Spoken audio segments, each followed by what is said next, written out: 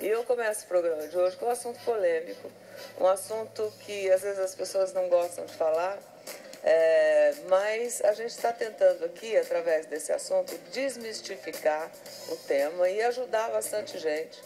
É polêmico, o assunto é impotência sexual, principalmente para os homens, e a gente está falando de impotência sexual de homens aqui, que preferem nem escutar falar do assunto, mas de repente se informar é legal, né? Porque tem muita gente que tem vergonha de perguntar, de ligar para o médico para perguntar.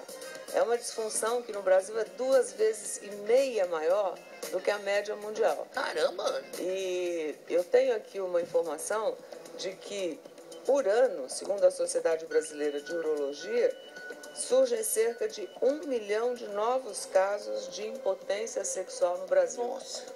E a maioria dos homens que enfrentam o problema fogem realmente do assunto. Por vergonha, por machismo, eles acabam não procurando um médico. A proposta aqui hoje é realmente ajudar, porque nós vamos falar de das três formas de tratamento que existem. A impotência sexual atinge em algum grau 25 milhões de brasileiros acima de 18 anos. A partir dos 40 anos de idade, 52% tem algum problema de disfunção erétil e desses, 30 nem conseguem ter uma relação saudável com a esposa, com a vida, por falta realmente da ereção. A Sociedade Brasileira de Urologia afirma que além desses 1 milhão de casos que chama atenção realmente por ano, vem aumentando, né, o número de pessoas por variadas razões que a gente vai discutir isso aqui hoje. E vendo o aumento de propaganda na TV, nos jornais, sobre clínicas que tratam de impotência, isso acabou chamando a nossa atenção e resolvemos enfrentar o tabu e falar com você abertamente nessa manhã sobre o tema. E nós achamos que teríamos grandes dificuldades, né? Mas nós descobrimos personagens que tiveram coragem de se abrir e você vai acompanhar comigo a partir de agora. A parte boa dessa história é que existem tratamentos, quer dizer, tratamentos que podem ser terapia, remédios e até cirurgia. Para a gente entender melhor, a repórter Nádia Bosch conversou com médicos e homens que passaram por esse problema. Vamos ver, rodou.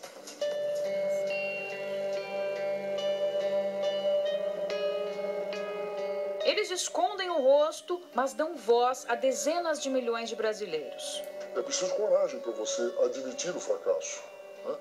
Que você é fracassado. Na verdade, você não é fracassado, mas é como você se sente. Eu tinha entre 22 e 23 anos de idade. Até então, eu sempre tive uma vida sexual normal. A partir daí, eu comecei a ter um pouco de dificuldade.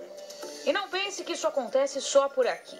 No mundo todo, mais da metade dos homens em alguma fase da vida sofre com problemas que comprometem a potência sexual. Eu perdi volume, eu perdi muito da minha anatomia. Quando eu iniciava a atividade sexual, era tudo normal, como de qualquer pessoa.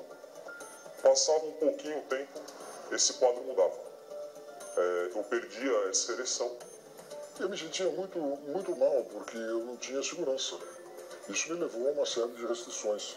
Como é que é para um homem que tem esse problema chegar no consultório médico? É muito difícil. Muitos homens passam aqui na frente 10 vezes e não entram. Desmarcam a consulta, remarcam. A questão da disfunção erétil, ela atinge não só o emocional do indivíduo, como da sua companheira. E muitas vezes da família. Por sorte, eu tive uma companheira que entendeu e me deu apoio. Mas foi um período que se alongou, quase uma década, que foi extremamente doloroso. A depressão está presente em muitos pacientes. As tentativas de suicídio acontecem. Eu cheguei a um momento da minha vida que eu fiquei sem ter relação sexual por quase um ano. De tanta vergonha que eu sentia. Porque quando eu estava de frente com uma mulher, quando eu saía, na minha cabeça já vinha aquele eu não vou conseguir. Então, assim, era uma coisa muito difícil para mim. A partir dos 40 anos de idade, 52% dos homens têm algum grau de disfunção erétil. Pode ser ela leve, moderada ou grave. As causas mais comuns da impotência são 5: problemas hormonais, nervosos, arteriais, venosos e psicológicos. Homens com estresse, homens ansiosos e homens inseguros tendem a ter mais problemas de apresentar uma ereção não suficiente. O tabagismo e o uso exagerado de álcool, assim como o índice de gorduras sanguíneas elevados, faz com que os mecanismos vasculares fiquem prejudicados.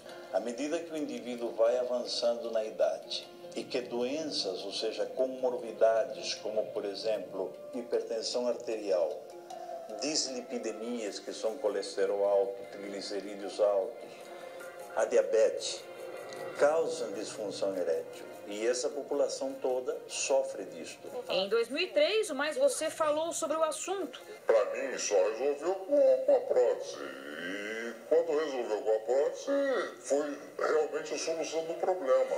De lá para cá se passaram 11 anos e, acredite, os tratamentos continuam os mesmos. Basicamente, temos 3 tipos de tratamentos. Os comprimidos, que são paliativos e não curativos.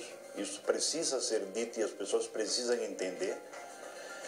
As injeções aplicadas no pênis, que também não são curativas se não estão associadas a um enfoque do problema que levou aquele homem a precisar daquele tratamento. E os tratamentos operatórios. O que isso quer dizer? Quer dizer que a medicina não avançou ou que os tratamentos já estão resolvendo na medida que é esperado? Essas 3 linhas de tratamento, para o que é feito hoje, eu considero suficientes, mas eu acho que nós não devemos estar satisfeitos. Agora, se os tratamentos existem e comprovadamente funcionam, por que mais da metade dos homens ainda sofre por causa do problema? Por machismo, por vergonha, é difícil o homem admitir uma insuficiência de qualquer tipo, seja funcional, seja anatômica, no seu órgão sexual. Ainda há desinformação. Ainda as pessoas precisam ouvir mais a respeito, falar mais a respeito e levar isto para dentro de casa e conversar com a família. É isso que o médico disse aí, né? Você precisa conversar mais, perder a desinformação é muito importante. Você vai conhecer agora a história do Carlos Augusto Cruz, que ele é de São Paulo. E eu chamaria o Carlos de um homem de coragem, porque ele resolveu e topou contar a história pra gente abertamente, sem esconder a identidade. É um cara realmente de peito aberto, né? Ele buscou ajuda, está curado. Ele venceu o preconceito porque espera ajudar com essa atitude dele muito mais gente, né? Eu acho que devia servir de exemplo aí para você. Rodolfo.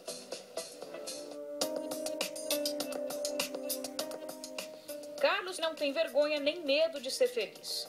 Olhando assim para a família dele, completa com a chegada da Valentina de 2 aninhos, ninguém imagina o que ele e a esposa Marcela, que foi a primeira namorada dele, enfrentaram desde muito cedo. Eu sempre pensei o seguinte: ele é o homem da minha vida. Eu sempre tive certeza disso. E que tudo era perfeito. Faltava um detalhezinho, né, que o Dr. Alfredo conseguiu consertar. Tinha essa preocupação com o tamanho do pênis, me acompanhou desde a infância, naquele momento que os meninos vão ao banheiro juntos, é natural aquela questão da comparação, isso me acompanhou durante toda a infância.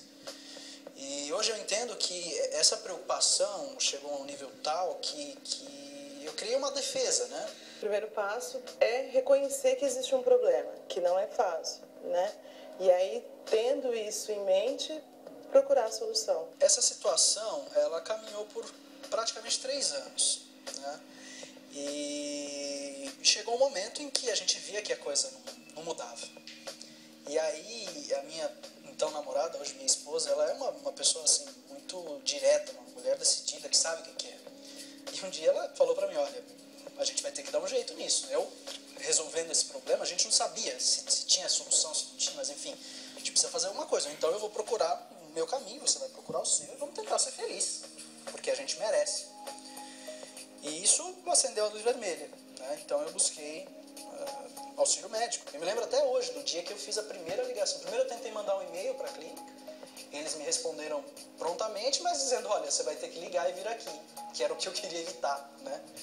Mas enfim, então eu me lembro plenamente do dia Eu estava no meu escritório, peguei meu celular, me tranquei no banheiro e liguei. Consegui. Eu acho que foi um dos passos mais difíceis. O primeiro. Com a investigação, eu descobri que eu tinha uma hipersensibilidade no pênis que me levava à ejaculação precoce. Eu tinha um problema de escape venoso lá, não sei dizer tecnicamente, mas enfim, a irrigação do corpo cavernoso que traz a ereção. Havia um problema ali, então eu não conseguia sustentar a ereção. Era um problema que eu não conhecia, foi um choque para mim.